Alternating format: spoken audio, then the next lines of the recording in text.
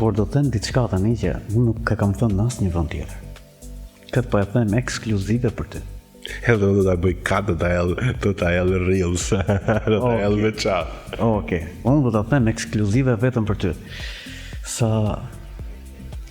lek do më japësh mos intervistës si më? Po ja të jam pazaret që kemi pasaj. E kam atë çantën aty. E ka pa publiku para 2 puntate. Jo, unë çantën nuk pash, po pash ato dollarët sipër që i ke. Ato janë rast emergjencë. Atë është kur ti nxjellje. Atëherë. Këtë po e them për herë të parë këtu tek ti. Nuk e kam thënë në për intervista të tjera aq më tepër në atë kohë kur gëllonte historia e princit që dhunohej nga të afërmit, le të themi. Prap të afërm janë sepse janë gjyshi amami i vajzës. Kur unë largohem, unë do të çojë një fotograf tjetër. Këtë gjë e gjeta Blerta.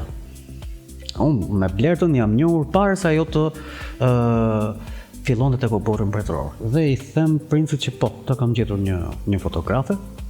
Është vajzë shumë e mirë.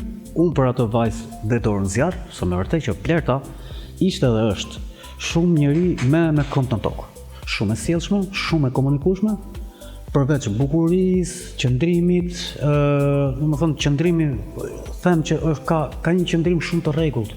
Sikur ajo gjatë gjithë kohës, i punon truri që të qëndrojë aq bukur. Jo, ajo truri asaj i punon për fotografuar. Për punë. Po. E ka natyrale. Dhe u bë vite që Blerta punonte aty.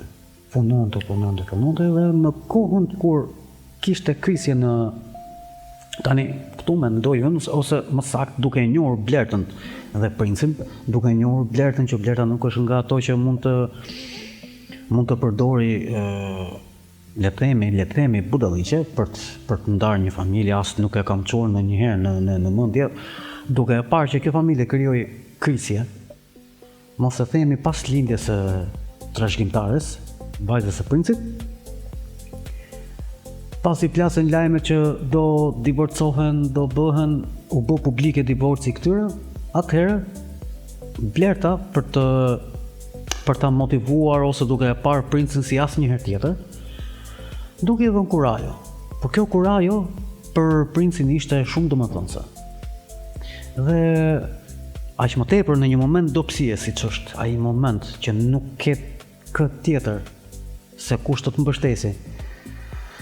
Dhe duke pasur dhe dhunë të vazhdueshme, ose le të themi mund të ketë pasur dhunë të vazhdueshme, pas asaj dhunës që u bë publike, princi nxorri telefonin, që do të thotë se ai e priste një dhunë të këtill. Po e bëi gati telefonin se në ato të rrafme, me atë shtatorin e drurit, me ulërimat e një femre,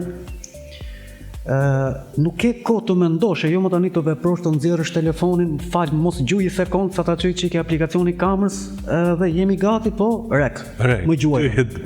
Nuk del koha. Që kështu ai duhet të ketë pasur dhunë të vazhdueshme dhe është bërë gati për action.